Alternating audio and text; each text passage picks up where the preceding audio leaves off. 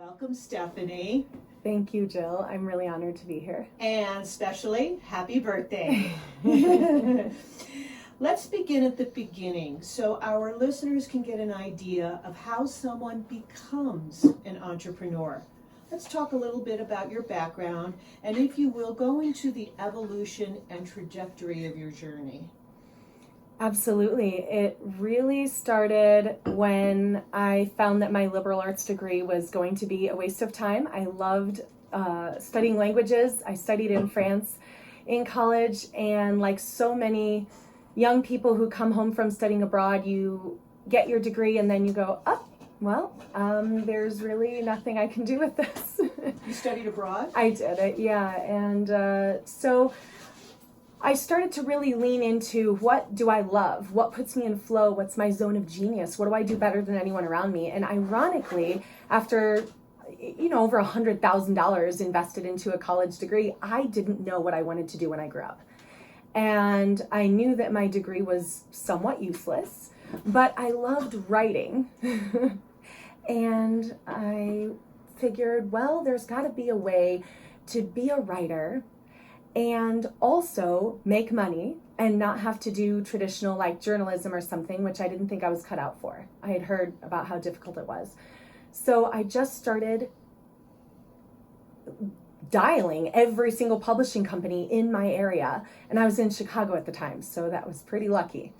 And I found a mentor, and he was an entrepreneur. He was in digital marketing. So he published information products or books online. And I spent every single day, sometimes 15 hours a day, learning from him, working above his garage actually in an office. And he was the CEO of this huge online publishing company. But then he was situated above his garage so that he could have lunch with his wife every day. And I was so enchanted by that life, and I was done for. Well, it sounds like then it was meant to be a synchronicity that you were on the road to what am I supposed to be? I'm on the road that I understand what it is that I love, but how do I go about figuring it out? And mentorship, I know it's very important to you, Stephanie. Let's talk a little bit about what that means for all of our listeners. A mentor, mentorship, being one, getting one. How do you go about that? What is it? That is one of the most important things that I have had the courage to do as an entrepreneur, is to always ask questions, to find the smartest people in the room and try to become friends with them. And it's not like getting someone's coffee, okay? Having a mentor or having a coach is, can I work alongside this project with you? Can I devote hours of my time to just listening to you? Can I sit in on meetings? Asking the questions, having the confidence and the courage to put yourself in the room that you want to one day be the leader of, or one day you want to be on some executive team or some big project. And I've never been afraid to ask to be in that room and to listen to the smartest people I know. So for me, finding mentors, and Jeff was my first one, and I have lots of other people I consider maybe coaches now. For me, that was just the way for someone who didn't grow up in a very well-to-do family, who didn't go to a really cool college. I didn't have incredible marks in college, in fact. And it was a way for me to kind of build a capital. It was for me, it was my social capital, is to align myself with the smartest people that I could. It got me where I wanted to go without having kind of the Ivy League degree, without having the parents who were socially connected. I just did it myself and asked the questions. And if people said no, I found someone else who wanted to, be around me. I started out the program by saying there's a movement going on in this country. It's actually going around the world, and it is the entrepreneurship. And so for all the people that are listening, we're used to that word internship. And now are we just juxtaposing it to mentorship, or has it evolved into, because you describe it as working alongside, and most of the time internship gets that I work for you, I'm going to make coffee, I'm going to make copies on the paper, and I may or may not get paid for it, where this mentorship is actually hands-on a little bit more. would you guide young people to take away from that internship and really start looking for a mentor? If at all possible, get out of an internship. Because in my opinion, and I've done internships where I was grabbing coffee for people, but then when they were going into an important meeting, when they were discussing product development, marketing, budgeting, they're closing the door and I'm sitting in a cubicle. So for me, they're very different. Mentorship is where not only do I have this admiration for my mentor, but the mentor has admiration for me. So there's mutual respect. Your mentor is not going to be someone who's paying you. Like, I actually have a marketing intern working for me right now. And, she's getting maybe, I don't know, $30 an hour. And I haven't actually done, she's getting a certain amount of money per month to come to my house for a couple times a week and just do anything I ask her to do. She's interning in marketing. She wants to learn about what I do, but I am not her mentor. The mentor relationship is more of a big sister. This isn't an exchange of money as much as it's an exchange of ideas, and there's a mutual respect for one another's genius. And so my mentor sees the best in me, whereas me as having an intern under me, I may or may not see that person's genius. They're there to learn from me, and for me, they're there to get a job done. I'm not invested in them in the same way a mentor would be. And one of the things that I'm finding that it's interesting with, there's no age discrimination. Being an entrepreneur, getting into a mentorship program is whether you're in college, whether you're in your second career, whether you're in your final stages, or, no matter where you are in life, if you have found the soul, if you have found what it is that ticks, your suggestion is find somebody that's already doing it. Am I correct? Absolutely. And this is where you get your inspiration. Mm-hmm.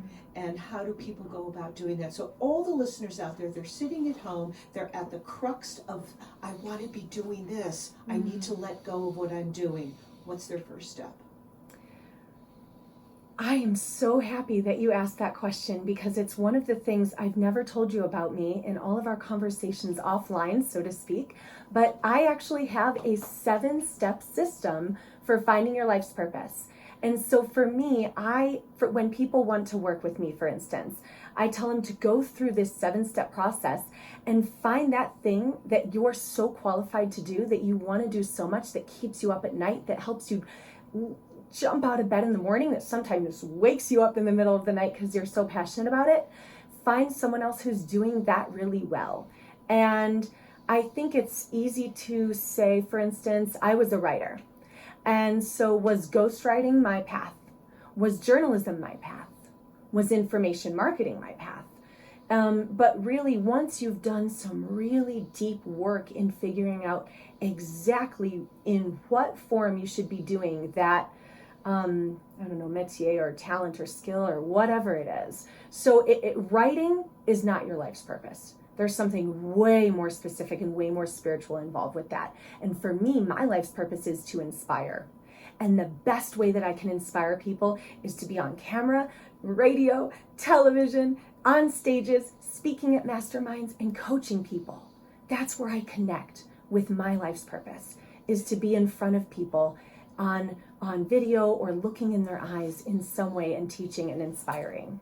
So for all of you college kids that are just about ready heading out, all that Stephanie is talking about is get your education, find that purpose. And then when you graduate or not, there's many people who have not graduated college. Bill Gates didn't graduate college.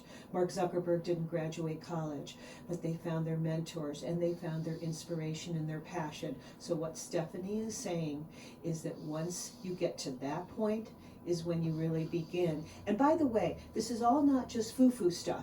You will earn a living. You will prosper. Is that correct, Stephanie? The whole purpose here is not just to find the passion. Yes, I was having coffee with a very intelligent woman yesterday, and one of the things that I pointed out was, this was my friend Tiffany, and I said, she asked me why I had invested so many thousands of dollars into a program that I was a part of. And I said, well, if I hear one thing that helps me tweak my business, if I hear one lesson in one module over one, millisecond that helps me tweak my business and pivot a minuscule of a degree in the right direction, it was worth all that money. And she's like, wow, that's really an abundant way of looking at training and mentorship and whatever, is that if you just hear one thing that helps you pivot in the right direction at the right time. So coming at it from a place of, you know what, I'm just free to learn one incredible thing that's going to help me today, as opposed to furiously taking notes like a university setting where you have to digest all this information and you have to have 100 questions on a test. For me, I'm going through life saying, if I can learn one incredible thing every day that helps me continually steer in the right direction, stay on course, go into a better direction, avoid the mistakes that I made last year, I'm doing pretty good. And that, to me, my dear, is a true mentor. So we should all be signing up to be with you. One of the things I think that gets neglected when we talk about conversations like this, we feel the energy coming off of you. We feel the inspiration. We all get very excited. I'd like to dive into the other side, because the reality is the challenges. Can you talk just a little bit about some of the challenges that all these wannabe future entrepreneurs may encounter? The specific challenge for me was I create money by creating things online, and I don't interact with a lot of people, or I formerly didn't interact with a lot of people. However, there came a point when I sat in front of my computer, sometimes 16 hours a day working, and I stopped making money doing what I knew how to do. And I became very disconnected, not just from trends, because marketing is like, you can watch it like a stock ticker. I mean, things change so rapidly in my industry. It's incredible. When an algorithm changes on Facebook, everyone's budgets have to change overnight. It's incredible. So for me, one of the biggest mistakes I made was to stop talking to people, stop interacting with people, and to think, oh, I know everything because I've been doing this for 12 years now or whatever. I thought I knew everything. And it's at that point that I completely failed in a venture. And so I took some time. I took about 6 weeks, and I just called all my old friends, all my old coaches, people I'd sat in masterminds with, people I'd never met before. And I just ran past my failure with them. And it was an exercise in vulnerability. Mm-hmm. And I said, I just had this big project. I invested X amount of money into it, and I've made nothing back, or relatively nothing. And I let them know why. And I said, I feel like a really big failure. I feel like I have a scarlet letter as a marketer because I did something that really bombed. And it just having that humility, that vulnerability, putting away all the hunger for money for a few weeks and just going out there and saying, look at this mess that I made. What did I do wrong? Was one of the best things I did. And I'm going to go out on a limb and say, but that's continual. All the time. All the time. Yes. We fail. Because one of the things I know for sure is digital marketing, media marketing, any type of online presence is the fastest trending industries in the world. So it's one thing to know how fast they're trending, but it's the other thing to what do I do with it now? I think one of the reasons people fail is, and this really is resonated in culture right now with what Brene Brown is teaching, is because of shame, because they don't want to come out and say, I just made a big mistake. But every successful person has made a huge mistake. If not many. If not many. One of my favorite things to do is to read autobiographies of really successful people. I love Shoe Dog. I love The Surrender Experiment. I reread these all the time. And I love hearing about how people fail, and I love hearing about how they brought that failure to the table to get better, to get refined. And I think the reason so many businesses fail, 8 out of 10 businesses fail in the first 8 months because people feel shame. Mm-hmm. And Dr. David Hawkins, in his 20-year study on consciousness, found that the only thing just a hair above death in terms of the way that it vibrates, the energy that it vibrates, the lowest thing is shame. And I think it's also what makes us unsuccessful in our love lives, in our parenting lives, and in our businesses. And so to not feel that shame, to instead have hope and say, yes, I totally failed, I own it, but don't let it be a scarlet letter. Let it be a notch in your belt. And then go and find the people that will support that. Go and have the people in your life that understand that the shame is just an experience, that the shame is not who you are, but the shame is going to take you to the next level.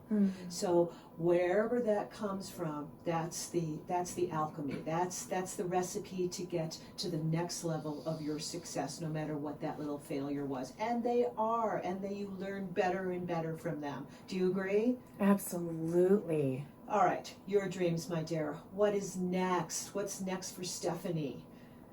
Wow, this is so exciting because I spent so much of this morning. I hiked up Albany Kittle, the steep side, which is so much fun, and it's so quiet. You never see a soul up there. And I had a massage, and I listened to some great inspiring music. And my intention today and for this year and for the next step of my professional life is to bring more of my confidence training out into the world. I've been very shy about teaching confidence, and I've recently partnered with a handful of people, both as affiliates and investors, to throw all my weight behind confidence. I think it is the key, more than money, more than skills, more than connections. I think confidence is what's going to make people successful in business and in love. And so right now I'm working on I'm about 30 days out from launching a confidence program that's going to culminate next year in a huge confidence convention in Austin, Texas. What does that look like? Are you teaching confidence? Are you bringing confidence out? What does that mean to the person sitting there right now saying, oh, I want to feel more confident? Is it lessons? What does this vision look like? The best way that I can sum that up is a confidence researcher named Richard Petty once said, confidence is the stuff that turns thoughts into actions. Great quote. Great quote. And so what I want confidence to be is very simply the ability to think of something you want and to take the steps you need to take to get there. And a lot of times we don't take those steps because of confidence. So whether it's money or status, or it's a job that you want, or it's having your own business and not relying on someone else to write a paycheck, relying on yourself to write your own paychecks. Isn't that the definition of entrepreneur? Stay up as late as you need to stay up to make sure you get it done. And the confidence is the key, the confidence, because the knowledge you can learn, correct? The skill set you must have, the passion and the confidence is the stuff that needs to come out and blossom to get there. What I know is this. I used to be the least confident person on the planet. In my 20s, I hated all the work I did most of the time until I met my mentor. I was riddled with eating disorders. I hated my body. I had a couple failed marriages.